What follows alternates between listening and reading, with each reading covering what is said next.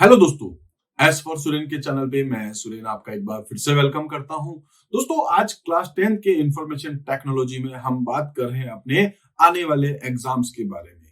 दोस्तों जो टर्म 1 आपका एग्जाम आने वाला है जो कि नवंबर दिसंबर के मिड में आपका रहेगा, ठीक है। तो उससे रिलेटेड दोस्तों हम लोग यहाँ पर बात करें अपने एक सैंपल क्वेश्चन पेपर को लेकर के कि किस टाइप के क्वेश्चंस आपके पास आने वाले हैं। उसका एक सैंपल क्वेश्चन पेपर दोस्तों हम लोग पहले अभी डिस्कस कर रहे हैं और उसकी उसी तरीके से दोस्तों मैं आप लोगों के लिए और भी कुछ वीडियोस लेकर के आऊंगा जिसमें अलग अलग क्वेश्चंस अलग अलग सैंपल क्वेश्चन पेपर में आपके लिए बना करके लेकर के आने वाला हूं। तो दोस्तों आज हम लोग क्या डिस्कस करेंगे, sample question paper for term 1 information technology class 10।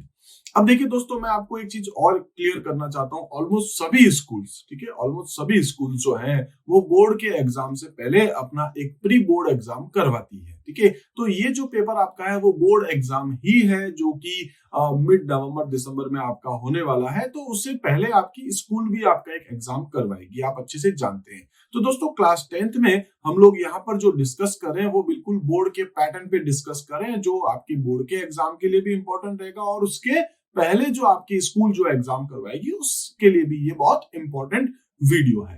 दोस्तों अगर आप लोगों ने मेरे इस चैनल को अभी तक सब्सक्राइब नहीं किया है आप सब्सक्राइब कर सकते हैं जिससे कि आगे आने वाले सभी वीडियोस, सारे सैंपल क्वेश्चन पेपर्स और सारे के सारे टॉपिक्स जो अपने क्लास 10 से रिलेटेड है वो सारे के सारे आपके मोबाइल तक पहुंच सके।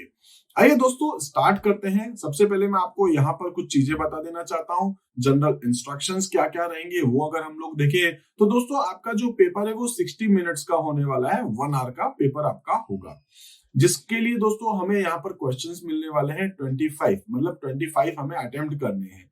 25 मैक्सिमम इसके मार्क्स रहने वाले हैं। पेपर जो है दोस्तों वो आपके पास 3 अलग अलग पार्ट में डिवाइड होने वाला है जो आपके पास रहेगा सेक्शन ए, सेक्शन बी और सेक्शन सी। सेक्शन जो ए है दोस्तों उसके अंदर आपको 5 क्वेश्चंस अटेम्प्ट करने हैं और 6 क्वेश्चंस आपको दिए जाएंगे। 6 में से आपको 5 क्वेश्चंस अटेम्प्ट करने होंगे। इसी तरीके से दोस्तों जो सेक्शन बी आपके पास आने वाला है उसमें आपको 20 क्वेश्चंस दिए जाएंगे जिसमें से 15 क्वेश्चंस आपको अटेम्प्ट करने हैं, ठीक है। इसी तरीके से दोस्तों नेक्स्ट आपके पास जो सेक्शन सी है जो कि कॉम्पिटेंसी बेस्ड क्वेश्चंस रहेंगे जिसमें से 7 क्वेश्चंस आपको दिए जाएंगे और आपको उसको अटेम्प्ट करना है केवल 5 क्वेश्चंस। तो कुल मिलाकर के दोस्तों 5 + 15 + 5 जो है आपको करने हैं। तो कुल मिलाकर के आपका 25 का पेपर बन जाता है। इसी तरीके से दोस्तों आप ये जो पेपर जब करेंगे तो उसका एक सीक्वेंस रहना चाहिए, उसी सीक्वेंस में जैसे आपको दिया जा रहा है। अगर कोई क्वेश्चन सपोज आपको नहीं आ रहा है तो आप उसके लिए एक बार स्पेस छोड़ सकते हैं और उसके बाद आप आगे कंटिन्यू कर सकते हैं। आइए दोस्तों स्टार्ट करते हैं। सबसे पहले हम लोग यहाँ बात करते हैं अपने पार्ट ए को लेकर के, सेक्शन ए को लेकर के, जिसमें 6 क्वेश्चंस आपको दिए जाएंगे और आपको अटेम्प्ट करने हैं 5। तो लिखा है answer any 5 questions out of the given 6 questions on employability skills. तो एम्प्लॉयबिलिटी स्किल्स के 6 में से 5 क्वेश्चंस आपको यहाँ करने हैं। दोस्तों सबसे पहले क्वेश्चन यहां दिया जा रहा है, dash feedback is a specific information in the form of written comments और वर्बल कन्वर्सेशन। तो दोस्तों जब मैं आपके साथ बात करता हूं या अगर मैं कुछ लिख करके आपको देता हूं तो मेरे पास जो कम्युनिकेशन है, ठीक है, यानी रिटन कम्युनिकेशन हो या ओरल कम्युनिकेशन हो, जब दोस्तों हम किसी के साथ कम्युनिकेट करते हैं तो वहां पर हम किसी को फीडबैक देते हैं। जैसे आप भी मुझे दोस्तों फीडबैक देते होंगे, कमेंट आप मुझे लिखते होंगे। तो कभी कभी क्या होता है दोस्तों हम लोग कमेंट जो है वो एकदम शॉर्ट में लिखते हैं। सपोज आपका एक एग्जाम हो चुका है, सपोज, है ना, और एग्जाम का पीटीएम आपके पास है। पीटीएम में आपके टीचर ने बस आपको इतना कहा है कि आपका पेपर अच्छा हुआ, आपके नंबर ठीक है, आपके नंबर बेकार है, XYZ जो भी। लेकिन अगर वो टीचर अगर आपको यहाँ पर स्पेसिफिक इंफॉर्मेशन नहीं देते हैं, डिस्क्राइब आपको हर चीज को नहीं करते, डिस्क्रिप्टिव इंफॉर्मेशन अगर आपको नहीं देते हैं तो दोस्तों फिर आप अपने आप को अपडेट कैसे करोगे, आप अपने आप को इंप्रूव कैसे करेंगे, है ना। जैसे कि अगर मैं ये कहता हूं कि आपका पेपर अच्छा हुआ, बात खत्म हो गई। अगर मैं दोस्तों आपको ये कहता हूं आपका पेपर अच्छा हुआ लेकिन यहाँ पर इस जगह पर आपके आधे नंबर कटे हैं, यहाँ पर आपका 1 नंबर कटा है, ये अगर आप लिखते तो मार्क्स आपके ज्यादा आते। अगर आप ये इमेज ड्रॉ करते, अगर आप यहाँ पर पर्टिकुलर कुछ डायग्राम बनाते या आप यहाँ पर इसकी डेफिनेशन को इसकी जगह ये लिखते तो आपके नंबर और अच्छे हो सकते थे। आपके नंबर जो आधे 1-2 नंबर जो कटे हैं वो आपके और बढ़ जाते, ठीक है। तो मैं आपको क्या करूंगा दोस्तों, डिस्क्राइब करके हर चीज को डिस्क्रिप्टिव इंफॉर्मेशन आपको दूंगा जिससे कि आप अपने आप को इंप्रूव कर सकते हैं नेक्स्ट टाइम। तो क्वेश्चन कुछ यही है, that helps the learner understand what she और he needs to do in order to improve. तो किस टाइप का फीडबैक हम लोग उसको देंगे, लिख करके या फिर बोल करके। तो दोस्तों आपके पास 4 ऑप्शंस हैं, वो है डिस्क्रिप्टिव, जनरल, स्पेसिफिक और साइन। तो इसमें अपना जो आंसर है वो क्या होगा दोस्तों, डिस्क्रिप्टिव, क्योंकि हमें डिस्क्रिप्टिव इंफॉर्मेशन देंगे अगर हम किसी को, तो ही दोस्तों वो अपने आप को इंप्रूव कर सकता है। इसी टाइप से दोस्तों नेक्स्ट जो अपने पास क्वेश्चंस आने वाला है वो है आपके पास, dash communication is the use of body language, gesture and facial expression to convey information to others. इसका मतलब क्या हो गया दोस्तों, कि वो कौन सा कम्युनिकेशन आपके पास होता है जिसमें हम लोग अपनी बॉडी लैंग्वेज को यूज करते हैं, अपने गेस्चर एंड पोस्चर्स को यूज करते हैं, अपने फेशियल एक्सप्रेशंस को यूज करते हैं। तो दोस्तों यहाँ पर हमारे पास जो है वो 3 टाइप के आपके पास कम्युनिकेशन होते हैं। एक होता है दोस्तों वर्बल कम्युनिकेशन, एक होता है नॉन वर्बल कम्युनिकेशन, और एक अपने पास क्या होता है, विजुअल कम्युनिकेशन। वर्बल कम्युनिकेशन जिसमें हम लोग कोई लैंग्वेज को यूज करते हैं, हम या तो बोलते हैं, सपोज हिंदी में, इंग्लिश में, या फिर कोई दूसरी लैंग्वेज जिसमें आप किसी के साथ कम्युनिकेट करते हैं। तो दोस्तों अगर आप बोल रहे हैं तो ओरल कम्युनिकेशन, अगर आप लिख करके उसको कुछ कहना चाह रहे हैं तो आपके पास रिटन कम्युनिकेशन। यहाँ पर किसके बारे में बात हो रही है दोस्तों, आपकी बॉडी लैंग्वेज के बारे में। हम लोग कई बार दोस्तों जब किसी के साथ कम्युनिकेट करते हैं तो आप क्या करते हैं, गर्दन हिला के हाँ करते हैं, गर्दन हिला के आप ना करते हैं। कई बार आपको कुछ क्वेश्चंस का आंसर नहीं पता है, आप अपने शोल्डर्स को ऊपर करते हैं। कई बार हम लोग भी जैसे दोस्तों क्लास में होते हैं तो स्टूडेंट्स को ऐसे इशारा करते हैं, खड़े होने के लिए, बैठने के लिए बोलते हैं, आने के लिए ऐसे इशारा करते हैं, रुकने के लिए ऐसे इशारा कर देते हैं। तो दोस्तों ये आपके पास क्या, आपकी बॉडी लैंग्वेज है। आप बोल कुछ नहीं रहे, आप केवल इशारे में बात कर रहे हैं और सामने वाला आपकी बात समझ जाता है। तो ये भी आपके पास एक टाइप का कम्युनिकेशन है। कौन सा कम्युनिकेशन हो गया दोस्तों, ये नॉन वर्बल। विजुअल में क्या होता है, हम लोग अपने कंटेंट को आप तक जब डिलीवर करते हैं तो दोस्तों उसके लिए हम कई बार इमेजेस को यूज करते हैं, कई बार दोस्तों हम लोग यहाँ पर कोई चार्ट को यूज करते हैं, कई बार दोस्तों हम लोग कोई एनिमेशन को यूज करते हैं, कई बार कोई वीडियो को यूज करते हैं। तो जब भी दोस्तों आप अपनी बात किसी को कहते हैं, उसको और अच्छे से समझाने के लिए आप कुछ विजुअल एड्स को यूज करते हैं, लाइक वो इमेजेस हो सकती है, ग्राफिक्स हो सकते हैं, चार्ट हो सकती है, पिक्चर, एनिमेशन, वीडियो, कुछ भी। तो वो आपके पास एक विजुअल कम्युनिकेशन कहलाता है। इसी टाइप से दोस्तों अगर हम लोग नेक्स्ट क्वेश्चन डिस्कस करेंगे यहाँ पर, तो क्वेश्चन है आपके पास एक एग्जांपल के साथ दिया गया है। Sonika get up at 6 AM and goes for her hobby classes. जो सोनिका है दोस्तों वो 6 बजे सुबह उठती है और वो अपनी हॉबी क्लासेस के लिए जाती है। Then she come back home and finishes her homework. ठीक है, तो before going to school, school जाने से पहले वो अपना होमवर्क जो है वो भी कंप्लीट करती है अपने आप। ठीक है, she does all work by herself, वो सारे काम अपने आप खुद ही करती है। No one tell her to do so, कोई उसको नहीं कहता है कि ये काम उसे करना है, अपने आप सेल्फ मोटिवेटेड वो है। तो दिस इज कॉल्ड, क्या कहलाएगा दोस्तों, सेल्फ मोटिवेशन। यहाँ पर जो कह सकते हैं डिसिप्लिन भी इसका आंसर नहीं होगा, सेल्फ अवेयरनेस भी नहीं होगा और सेल्फ रेगुलेशन भी नहीं होगा। यहाँ अवेयरनेस और रेगुलेशंस क्या है आप लोग जानते हैं दोस्तों। कई बार हम लोग ये कहते हैं कि हम हर सिचुएशन में कैसे अपने आप को हैंडल करते हैं, सेल्फ अवेयरनेस हो गया।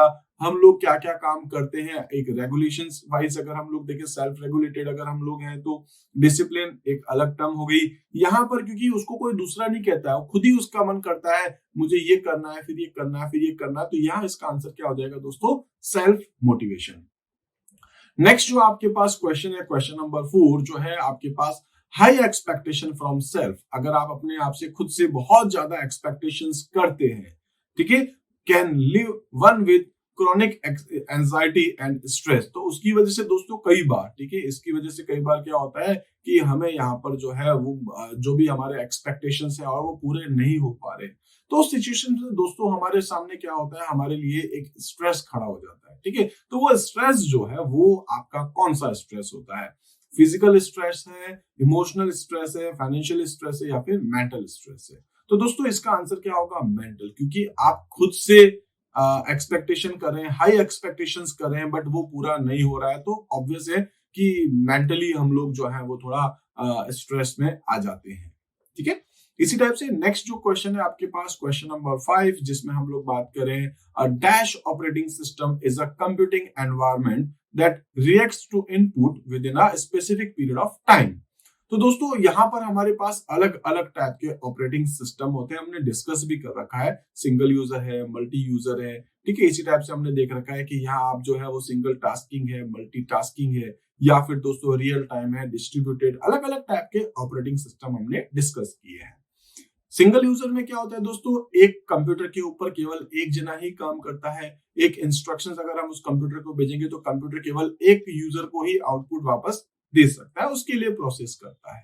लेकिन कई बार क्या होता है दोस्तों, हम एक नेटवर्क के साथ काम करते हैं, उसमें एक सर्वर होता है। जैसे अगर आप दोस्तों YouTube के वीडियोस देख रहे हैं तो बहुत सारे लोग इस टाइम पर दोस्तों YouTube के सर्वर को यूज कर रहे होंगे। उस पर्टिकुलर कंप्यूटर पर लाखों लोग एक साथ जुड़े हो सकते हैं, 2 4 6 लोग भी जुड़े हो सकते हैं। तो उस टाइम पर वो जो कंप्यूटर काम कर रहा है वो क्या हो गया, मल्टी यूजर के फीचर दे रहा है, ठीक है। इसी टाइप से आपके पास डिस्ट्रीब्यूटेड ऑपरेटिंग सिस्टम होता है, जो डिस्ट्रीब्यूटेड होता है। और उसके अलावा अगर अपन बात करें रियल टाइम, तो रियल टाइम में क्या होता है दोस्तों, यहाँ पर क्योंकि एग्जैक्टली आंसर भी यही होगा कि ये क्या करता है, जब हम इसको इनपुट देते हैं तो एक स्पेसिफिक टाइम पर उसको रिएक्ट करना होगा, इतने नैनो सेकंड्स, इतने माइक्रो सेकंड्स में इसको काम करना होगा, ठीक है। तो क्या लिखा है हमने, environment that reacts to input within a specific period of time, इतने टाइम में ही उसको खत्म करना है। तो उसको हम लोग क्या बोलते हैं दोस्तों, यहाँ पर रियल टाइम ऑपरेटिंग सिस्टम। यहाँ पर ऐसा भी होता है क्योंकि जब हम लोग बात करते हैं कि एक सिस्टम जब कोई डेटा को प्रोसेस करता है तो उसका जो आउटपुट होता है, हो सकता है कि वो दूसरे प्रोसेस का इनपुट बन जाए, ठीक है। तो इसलिए इसको एक स्पेसिफिक टाइम में खत्म करना होता है, रियल टाइम ऑपरेटिंग सिस्टम। इसी टाइप से दोस्तों नेक्स्ट क्वेश्चन है आपके पास, और लास्ट क्वेश्चन है एम्प्लॉयबिलिटी स्किल्स का 6 नंबर का। इन 6 में से कोई भी 5 आपको करने होते हैं। तो दोस्तों क्वेश्चन है, identify the major to protect computer from threats and virus. तो दोस्तों अगर आप अपने कंप्यूटर को थ्रेट्स या वायरस से बचाना चाहते हैं तो आप क्या करेंगे, आप अपने कंप्यूटर में एंटीवायरस सॉफ्टवेयर को यूज करेंगे। तो सिंपल सा क्वेश्चन है, शेयरिंग पासवर्ड विद फ्रेंड्स, क्यों भाई हम लोग क्यों अपना डेटा शेयर करेंगे, अपना पासवर्ड हम लोग शेयर करेंगे फ्रेंड्स के साथ। दूसरा है, allows everyone to use your device, नहीं हम अपने डिवाइस को क्यों दूसरों को अलाउ करेंगे। थर्ड आपके पास, यूज एंटीवायरस, जो एकदम सही आंसर है। और लास्ट है, leave computer without logging out, तो ये भी सही नहीं है कि हम अपने कंप्यूटर को बिना लॉग आउट करे लीव कर दें, ठीक है। तो इसका आंसर क्या हो गया, यूज एंटीवायरस। 6 क्वेश्चंस, 6 क्वेश्चंस में से आपको कितने अटेम्प्ट करने हैं दोस्तों, 5, ठीक है। तो सिंपल से क्वेश्चंस हैं, एम्प्लॉयबिलिटी स्किल्स बहुत कॉमन आपके पास आने वाली है। सिंपल से दोस्तों अगर आप मेरे सारे वीडियोस देख लेंगे तो भी आपका सब कुछ क्लियर है।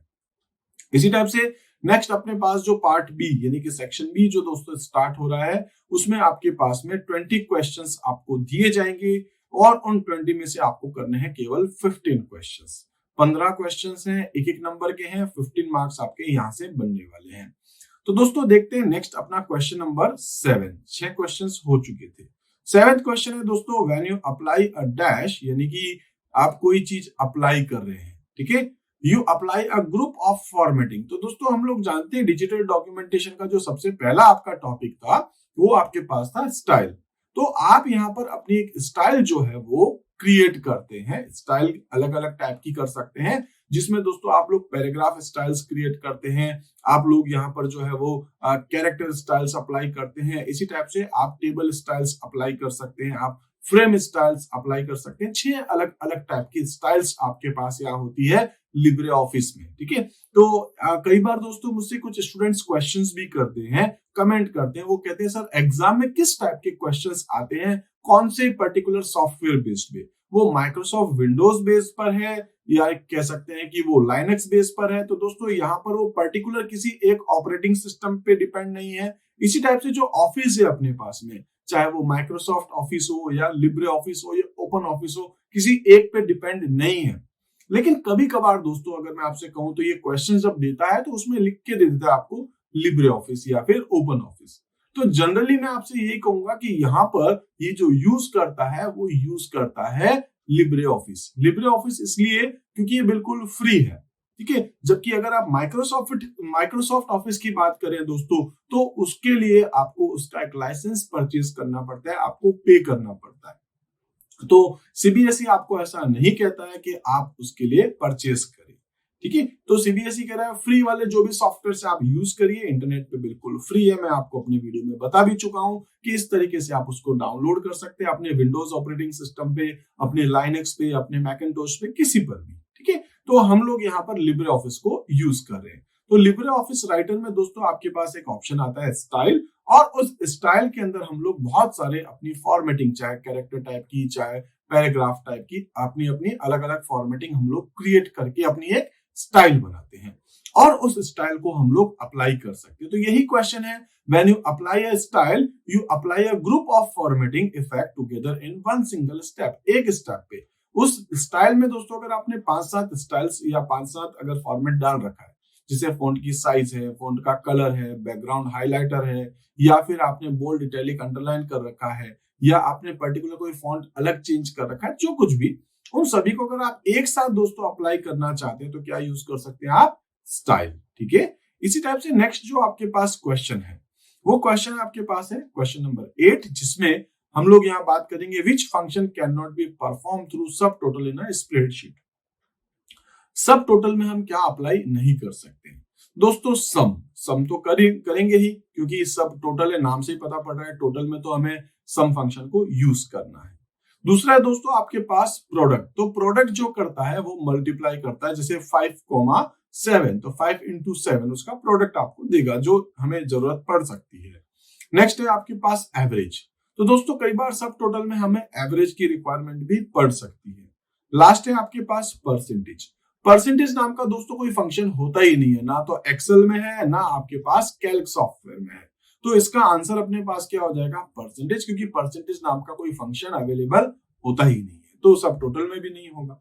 ठीक है, इसी टाइप से नेक्स्ट जो आपके पास क्वेश्चन नंबर 9 है, उसमें है in a document dash refers to the vertical और horizontal placement of a graphics in relation to the chosen anchor point. तो दोस्तों मैं यहाँ पर, जैसे आप देख रहे हैं, मैंने अपना लोगो लगा रखा है एस फॉर सुरेन। इसको हॉरिजॉन्टली अगर अपन देखेंगे तो दोस्तों कहाँ आया? वो बिल्कुल राइट साइड में। और अगर हम लोग वर्टिकल देखेंगे तो दोस्तों कहाँ आया? बिल्कुल टॉप साइड में। तो आप यहाँ पर अपनी उस इमेज का, आपका जो भी आपके ग्राफिक्स हैं, उनको आप यहाँ पर सेट करना चाहते हैं वर्टिकली या हॉरिजॉन्टली प्लेसमेंट में। तो उसके लिए ऑप्शन क्या है आपके पास? यहाँ पर अलाइनमेंट। ठीक है, आप अपने टेक्स्ट को भी लेफ्ट राइट सेंटर जस्टिफाई करते हैं। टेबल में भी दोस्तों अपने कंटेंट को आप उसका अलाइनमेंट चेंज करते हैं, या आप अपनी इमेज को भी, ठीक है, आप यहाँ अलाइनमेंट उसका सेट करते हैं। तो इसका आंसर क्या आपके पास? अलाइनमेंट। नेक्स्ट आपके पास जो दोस्तों क्वेश्चन है वो आपके पास है question number 10। A dash is a model that you use to create other document. तो दोस्तों कई बार हम क्या करते हैं, अपना एक मॉडल क्रिएट करते हैं, एक टाइप का डॉक्यूमेंट बना के रखते हैं, और हमें बार बार उस टाइप के डॉक्यूमेंट की रिक्वायरमेंट रहती है। तो उसके लिए हम लोग क्या करते हैं, या तो हमारे पास एक ऑप्शन है बना के रख दो, फिर उसकी कॉपी बनाओ, फिर एक नई फाइल ओपन करो, उसमें उसको पेस्ट करो। इससे अच्छा दोस्तों हम लोग क्या कर सकते हैं, अपना एक टेम्पलेट बना के सेव कर देते हैं। तो आप लोग जानते हैं दोस्तों, अपने पास जो डिजिटल डॉक्यूमेंटेशन है उसमें हमने बात करी थी पहले स्टाइल को लेकर के, उसके बाद इमेजेस को लेकर के, उसके बाद अपन ने बात करी दोस्तों टेम्पलेट्स को लेकर के। तो कुछ पहले से ही टेम्पलेट्स आपके पास अवेलेबल होते हैं, और आप भी अपने कुछ टेम्पलेट्स क्रिएट कर सकते हैं। तो दोस्तों अगर आपने अपने टेम्पलेट क्रिएट कर रखे हैं, उसको आप चाहते हैं फिर से यूज करना, बार बार अगर आपकी काम पड़ता रहता है, आप उस टाइप के टेम्पलेट्स को बार बार यूज करना चाहते हैं, तो आप कर सकते हैं। A template is a model that you use to create other documents. ठीक है, डिजाइन नहीं है, क्योंकि डिजाइन अलग टॉपिक हो चुका है। डिजाइन मींस बेसिकली यहाँ पर फॉर्मेटिंग टाइप अपन कह सकते हैं, डॉक्यूमेंट नहीं, कॉपी पेस्ट नहीं। हम क्या ऑप्शन देखेंगे यहाँ पर दोस्तों? टेम्पलेट। नेक्स्ट आपके पास जो क्वेश्चन होगा क्वेश्चन नंबर 11, उसमें हम बात करेंगे dash style in a text document affect selected text with in a paragraph. दोस्तों पैराग्राफ के अंदर भी कोई टेक्स्ट है, लेकिन वो सेलेक्टेड टेक्स्ट है, उसको आप अफेक्ट करना चाह रहे हैं, such as the font and size of text. याद रखिए, पैराग्राफ को पूरा नहीं करना है, उस पैराग्राफ के अंदर कोई टेक्स्ट है ना। क्वेश्चन थोड़ा सा घुमा करके आपको दे रहा है, क्या बोल रहा है कि style in a text document affect selected text with in a paragraph. तो आपके माइंड में दोस्तों आएगा पैराग्राफ फॉर्मेटिंग, नहीं, वो बोल रहा है पैराग्राफ फॉर्मेट, जो एक पर्टिकुलर पैराग्राफ है उसके अंदर कुछ टेक्स्ट लिखा है, और उस सेलेक्टेड टेक्स्ट को ही आपको उसके ऊपर आपको कोई स्टाइल अप्लाई करवानी है। तो उसको क्या कहेंगे दोस्तों? तो मैं आपको कह चुका हूं, एक पैराग्राफ स्टाइल अलग होती है, एक कैरेक्टर स्टाइल अलग आपके पास होती है। तो ये क्या आपके पास? कैरेक्टर। ठीक है, तो सेल तो बिल्कुल नहीं। सेल क्या होता है? टेबल के अंदर। फॉर्मेटिंग नहीं, क्योंकि फॉर्मेट आपके पास खूब सारे होते हैं, एक एक करके आपको अप्लाई करना होता है। और यहाँ पर पैराग्राफ नहीं है, क्योंकि पैराग्राफ को अगर आप अप्लाई करेंगे तो पूरे पैराग्राफ के ऊपर अप्लाई हो जाएगा, न कि सिलेक्टेड टेक्स्ट पे। आपको दोस्तों सिलेक्टेड टेक्स्ट के ऊपर काम करना है, इसलिए इसका आंसर क्या हो जाएगा, कैरेक्टर फॉर्मेटिंग या कैरेक्टर स्टाइल। ठीक है, इसी टाइप से जो नेक्स्ट क्वेश्चन दोस्तों आपके पास है, क्वेश्चन नंबर 12, उसमें है to repeat the graphic across the entire background area. अगर दोस्तों कोई इमेज है जिसको आप चाहते हैं अपने डॉक्यूमेंट के बैकग्राउंड में, इवन कि आपके वॉलपेपर्स जो होते हैं उसमें भी अगर आप चाहते हैं दोस्तों एक इमेज को बार बार रिपीट करते रहना, तो उसको अपन बोलते हैं टाइल्स। ठीक है, तो अगर दोस्तों आप अपने बैकग्राउंड में, आप अपने डॉक्यूमेंट के बैकग्राउंड में किसी इमेज को बार बार रिपीट करना चाहते हैं, तो उसके लिए हम यहाँ पर ऑप्शन क्या देखेंगे, टाइल। जबकि स्ट्रेच क्या करते हैं दोस्तों, उसको पूरा पकड़ के खींचता है, एक ही इमेज होती है, वो रिपीट नहीं होगी, वही इमेज दोस्तों हॉरिजॉन्टली एंड वर्टिकली पूरी खींची हुई आपको दिखाई देगी। पोजीशन और एरिया ये दोनों तो पॉसिबल ही नहीं है। ठीक है, नेक्स्ट है आपके पास क्वेश्चन नंबर 13।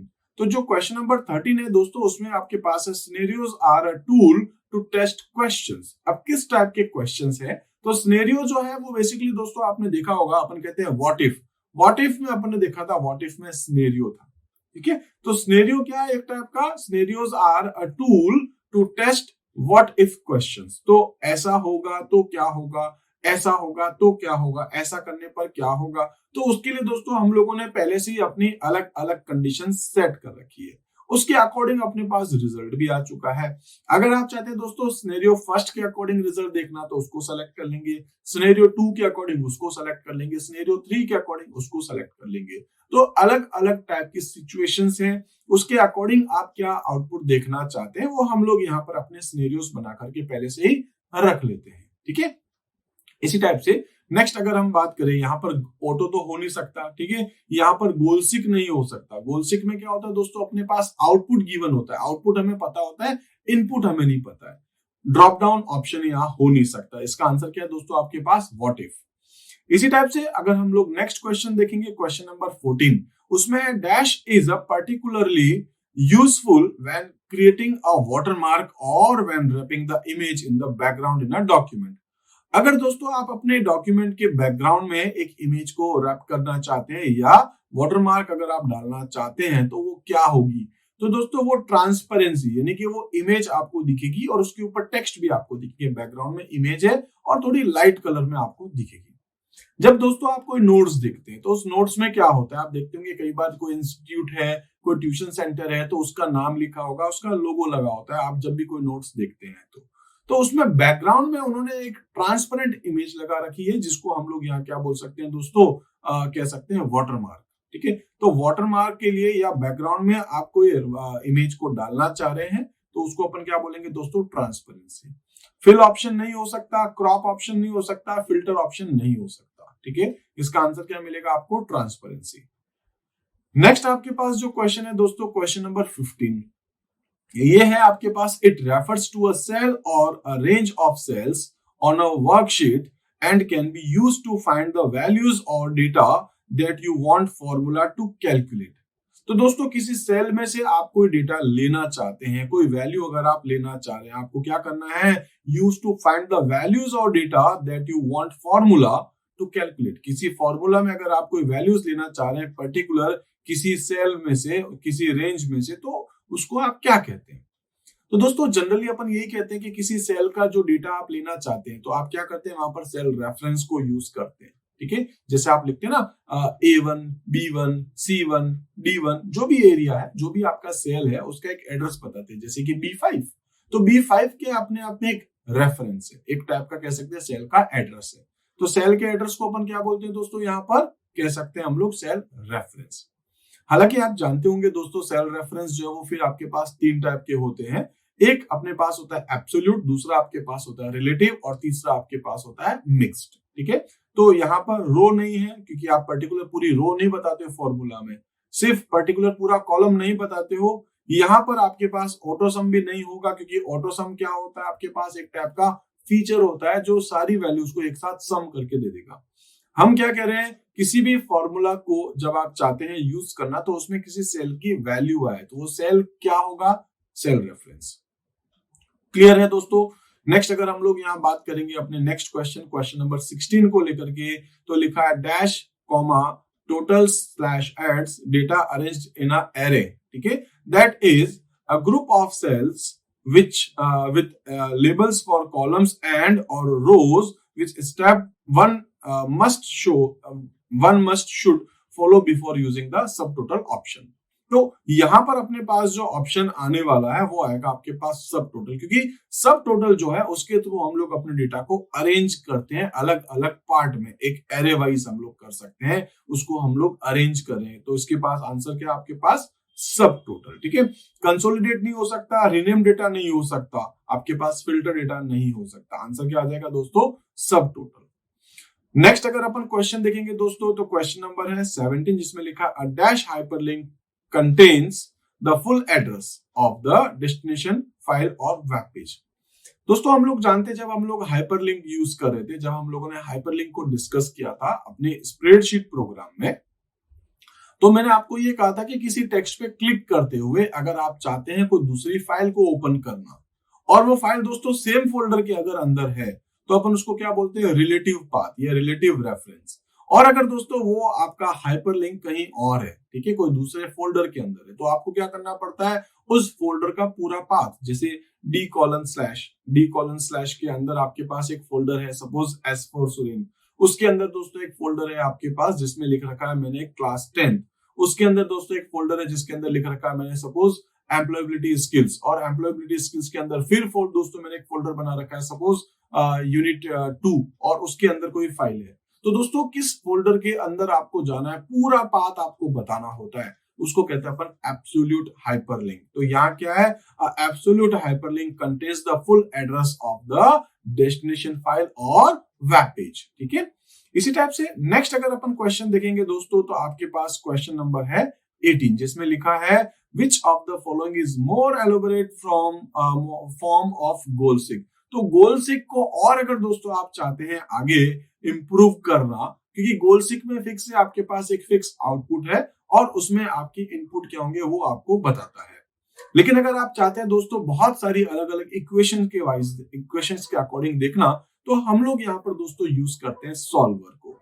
सॉल्वर क्या होता है हम बताते हैं, हमारा आउटपुट ये होना चाहिए और इनपुट अलग अलग आपके पास आते हैं, आपको जो अच्छा लगे आप चूज कर सकते हो और मल्टीपल एरिया से आप उसको सेलेक्ट कर सकते हैं। तो यहाँ पर अपने पास जो सब टोटल नहीं होगा, सिनेरियो नहीं होगा, कंसोलिडेट नहीं होगा, आंसर अपने पास क्या हो जाएगा दोस्तों सॉल्वर। इसी टाइप से नेक्स्ट जो अपने पास क्वेश्चन है question number 19, dash means combining data in a spreadsheet from different worksheets into master worksheet। दोस्तों बहुत सारे शीट में अपना डेटा पड़ा है और उनको उठाकर अपन एक पर्टिकुलर शीट पे लेके आ रहे हैं जिसमें हम कुछ फॉर्मूला या फंक्शंस भी अप्लाई करना चाहते हैं तो हम कर सकते हैं। तो उसके लिए अपने पास यहाँ पर ऑप्शन जो है वो क्या होता है कंसोलिडेटिंग। फर्स्ट टॉपिक अपने पास यही है एनालिसिस के लिए। तो कंसोलिडेट का मतलब क्या होता है दोस्तों, अलग अलग शीट से डेटा उठा करके हम एक पर्टिकुलर मास्टर शीट पे लेकर के आते हैं यूजिंग कह सकते हैं फीचर है अपने पास कंसोलिडेट, ठीक है। इसी टाइप से नेक्स्ट अगर हम लोग यहाँ पर बात करेंगे दोस्तों, क्वेश्चन नंबर आता है आपके पास 20 and dash link will stop working only if the target is moved while a dash link will stop working. तो यहाँ पर दोस्तों जैसे मैं आपसे कह रहा था कि एक आपके पास जो लिंक होता है हाइपरलिंक, उसमें आपके पास था एब्सोल्यूट और दूसरा आपके पास था रिलेटिव।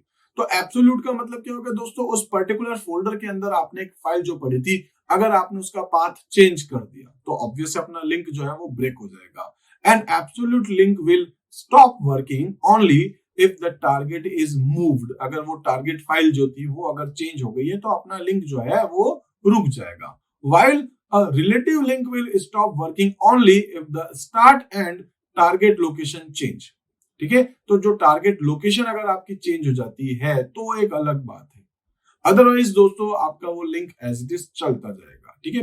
यानी कि वो फाइल जिसके थ्रू आप जो लगा रहे थे अगर आपने उसको चेंज कर दिया या फिर दोस्तों आप लोगों ने उस जो फाइल जो सेम फोल्डर में थी वहां से आपने अगर उसको चेंज कर दिया है तो एक अलग बात है। अदरवाइज जैसा अगर आपने फोल्डर ही चेंज कर दिया है, फोल्डर का पाथ ही अगर आपने बदल दिया है तो वहां पर दोस्तों यहाँ इश्यू होगा।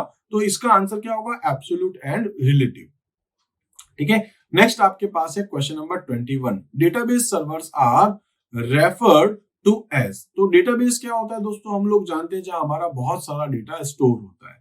जैसे यूट्यूब के ऊपर अगर अपन देखें दोस्तों तो कितने सारे वीडियोस हैं, फेसबुक पे देखें तो कितने सारे कंटेंट है, वो सब स्टोर कहाँ होता है, हमेशा डेटाबेस पे। तो डेटाबेस का जो सर्वर है, डेटाबेस जो है आप में आपके पास, उसको हम लोग यहाँ क्या एज अ रेफर कर सकते हैं। तो database server are refer to as backend. Front end क्या होता है दोस्तों, फ्रंट एंड जो आपको डिस्प्ले हो रहा है। बैकएंड क्या होता है, उसकी पूरी कोडिंग और साथ में पूरा डेटाबेस। जो डेटाबेस आप जो, जैसे मैं कह सकता हूं दोस्तों, लाखों करोड़ों वीडियोस यूट्यूब के पास पड़े होंगे, लेकिन उनमें से आप एक देख रहे हैं अभी। तो ये जो फर्स्ट वीडियो आप जो देख रहे हैं आपके सामने जो अभी डिस्प्ले हो रहा है दोस्तों, ये तो हो गया फ्रंट एंड। बैकएंड का मतलब क्या है कि इतना सारा डेटा पड़ा, उसको कैसे अरेंज करना, उसके लिए प्रोग्रामिंग, कोडिंग, सब कुछ।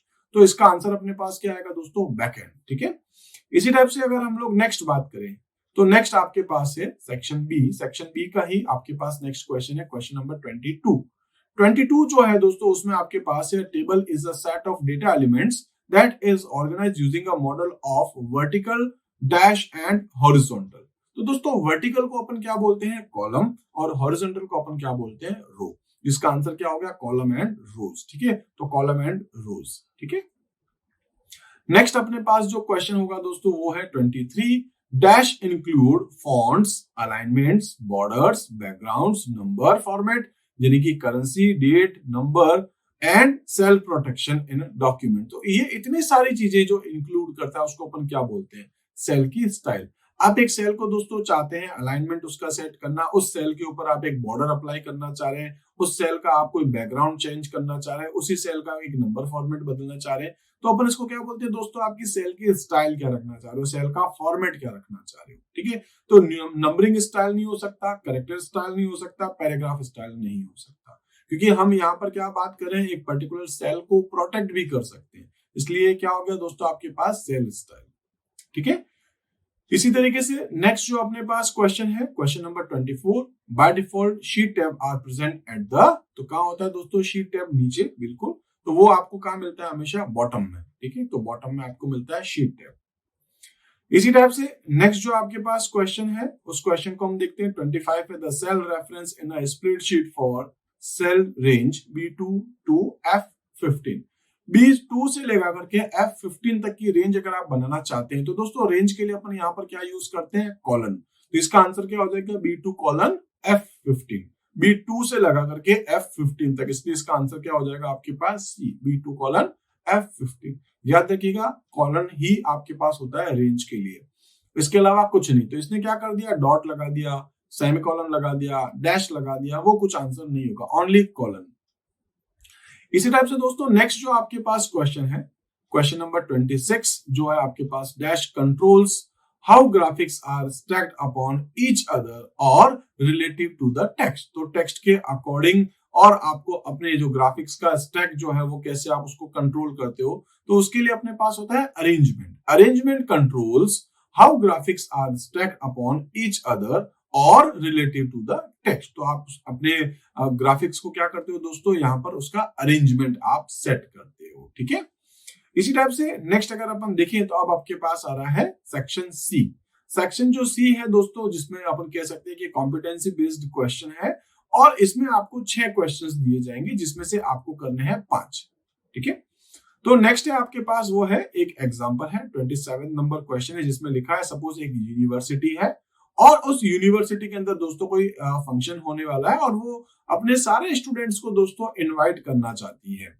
उसके लिए वो एक लेटर लिखती है, और लेकिन जिन लोगों को सेंड करना चाहती है उन सभी के एड्रेस अलग अलग है। नेम हो सकता है, एड्रेस हो सकता है, ईमेल हो सकता है, फोन नंबर हो सकता है, ये सब कुछ अलग अलग है सभी के। तो दोस्तों इनके पास कौन सा ऐसा ऑप्शन है वो यूज करे जिससे कि वो उनको वर्ड प्रोसेसर को यूज करते हुए अपना डॉक्यूमेंट बनाए और वो उन सभी स्टूडेंट्स को सेंड कर सके। तो इसके लिए यहाँ पर जो ऑप्शन होता है दोस्तों वो आपके पास होता है मेल मर्ज। मैंने आपको दिखाया दोस्तों मेल मर्ज। मेल मर्ज में क्या होता है, आप एक लेटर टाइप करते हैं और उसको आप हजारों लाखों लोगों को सेंड कर सकते हैं, जो भी डेटा आपके डेटा सोर्स में स्टोर होता है उसके अकॉर्डिंग। जैसे अगर अपन बात करते हैं दोस्तों, जो शादी का कार्ड होता है, अगर अपन वो सेंड करते हैं बहुत सारे लोगों को तो अलग अलग लोगों के पास जाते हैं, तो उसके अपन क्या करते हैं, पूरा एक डेटाबेस बना के रखते हैं। इसी टाइप से अगर ये यूनिवर्सिटी चाहती है एक लेटर सभी लोगों को भेजना, उसके ऊपर उनका नेम भी लिखा हो, साथ में उनका एड्रेस, उनकी ईमेल, उनका फोन नंबर, कुछ भी, तो हम यहाँ पर क्या यूज कर सकते हैं, अपने मेन डॉक्यूमेंट के साथ साथ अपना डेटा सोर्स, दोनों को अपन क्या करते हैं, मर्ज करते हैं। तो इसको अपन क्या बोलते हैं दोस्तों, मेल मर्ज। तो मेल मर्ज आपको अच्छे से पता होगा, मैंने आपको बता रखा है।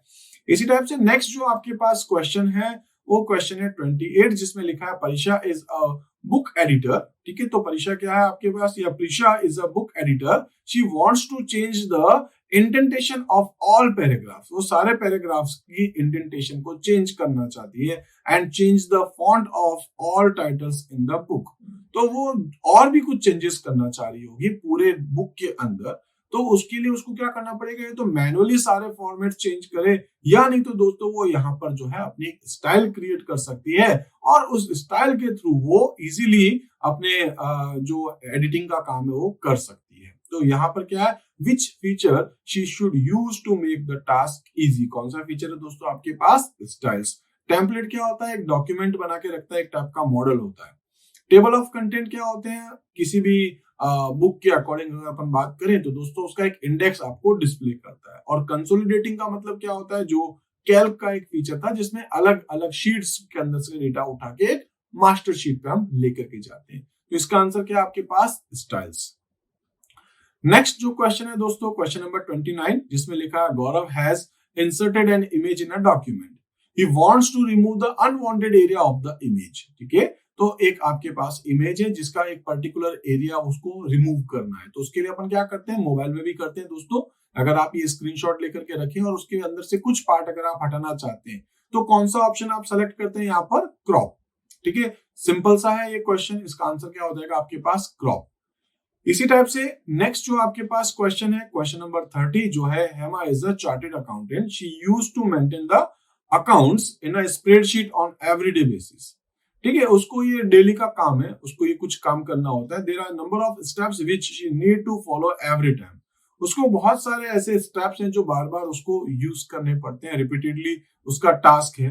Can you suggest her a feature of spreadsheet through which she can perform this task quickly without repeating the step every time. तो उसको वो बार बार स्टेप हर बार नहीं करने पड़े, उसके लिए अपने पास यहाँ पर एक फीचर होता है दोस्तों, उसका नाम है अपने पास मैक्रो।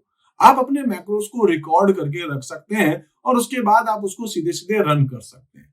तो मैक्रोस जो है वो आपने देखा होगा दोस्तों, मैंने आपको बताया कि मैक्रोस के थ्रू आप अपने सभी स्टेप्स को जो है वो रिकॉर्ड करके रख सकते हैं और उसके बाद आप उसको रन करके देख सकते हैं। सारे स्टेप ऑटोमेटिकली एक सिंगल क्लिक से आप अप्लाई कर सकते हैं। यहाँ पर कुछ बातें इंपॉर्टेंट है दोस्तों, मैक्रोस में हर चीज रिकॉर्ड नहीं होती है, केवल वो पर्टिकुलर कैल्क सॉफ्टवेयर के अंदर आप कुछ कर रहे हैं, तो ऐसा नहीं कि आप कोई स्विच कर रहे हैं विंडो, वो भी आपका रिकॉर्ड हो जाएगा।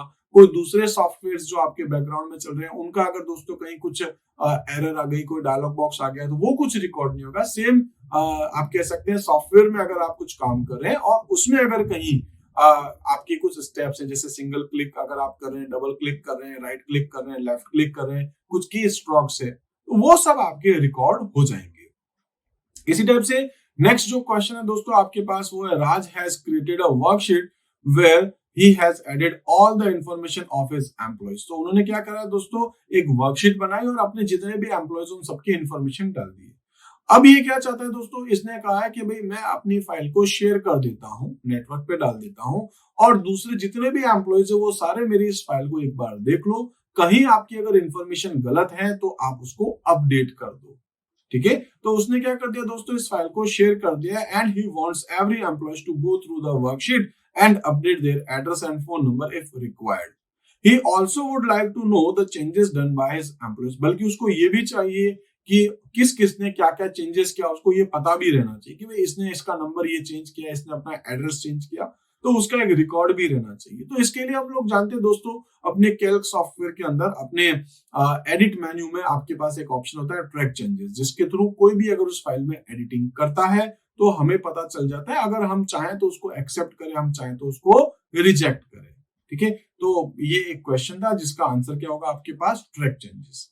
इसी टाइप से दोस्तों नेक्स्ट आपके पास जो क्वेश्चन है वो है कि जो अक्षत है, Akshat wants to store a huge amount information about his firm in a database. तो उसके पास बहुत सारा डेटा पड़ा है ना, उसको वो स्टोर करना चाह रहा है, तो किस टाइप की उसको फाइल बनानी चाहिए। ठीक है। तो जो टेबल है आपके पास दोस्तों वो अलग अलग टाइप की होती है। जैसे अपन कहते हैं कि एक टेबल आपके पास रिलेशनल होती है और एक आपके पास फ्लैट फाइल होती है। फ्लैट फाइल जिसका दूसरी टेबल्स के साथ, दूसरी फाइल्स के साथ कोई लिंक नहीं होगा। अगर एक फाइल में आपने चेंजेस किया है तो दूसरी में ऑटोमेटिक नहीं होगी, मैनुअली आपको पूरा हैंडल करना पड़ता है।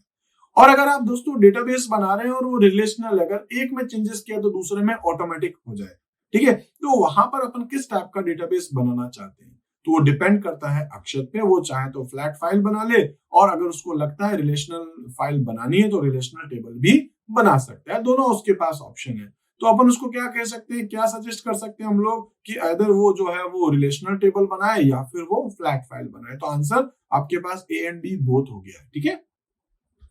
नेक्स्ट आपके पास जो क्वेश्चन है दोस्तों उसमें है कि सुनीता जो है, ठीक है, Sunita is making a project in spreadsheet, her friend has told her how to rename a spreadsheet. उसको बताया भाई आप अपनी फाइल को जो है वो, अपनी शीट को जो है वो रीनेम कर सकते हैं।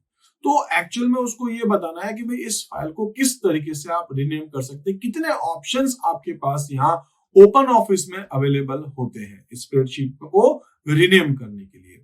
तो दोस्तों यहाँ पर अपने पास जो वो 3 स्टेप्स होते हैं, 3 स्टेप्स मींस 3 तरीके होते हैं, 3 वेज है आपके पास जिसके थ्रू हम लोग यहाँ पर अपनी शीट को जो है वो रीनेम कर सकते हैं। तो इसका आंसर क्या आपके पास 3 है। तो इस तरीके से दोस्तों एक सैंपल क्वेश्चन पेपर हम लोगों ने आज डिस्कस किया है। हम लोगों ने आज बात करी दोस्तों एक sample question paper class 10th के अकॉर्डिंग, जिसमें बहुत सारे क्वेश्चंस हमने आज देखे हैं। दोस्तों ऐसे ही सैंपल क्वेश्चन पेपर मैं आपके लिए और भी अवेलेबल करवाने वाला हूं। अगर दोस्तों ये सैंपल क्वेश्चन पेपर या ये वीडियो दोस्तों आपके लिए हेल्पफुल रहा है तो आप दोस्तों मुझे कमेंट में जरूर बताइए। आपके मन में जो कुछ भी डाउट्स हैं, आप जो भी मुझसे एक्सपेक्ट करते हैं दोस्तों, आप वो मुझे जरूर बताइए ताकि मैं आपके अकॉर्डिंग अपने नेक्स्ट वीडियोस बना सकूं। तो दोस्तों आज इस वीडियो में हम लोग इतना ही देखते हैं, मिलते हैं अपने अगले वीडियो में। तब तक के लिए दोस्तों आप मेरे साथ जुड़े रहिए। Thank you.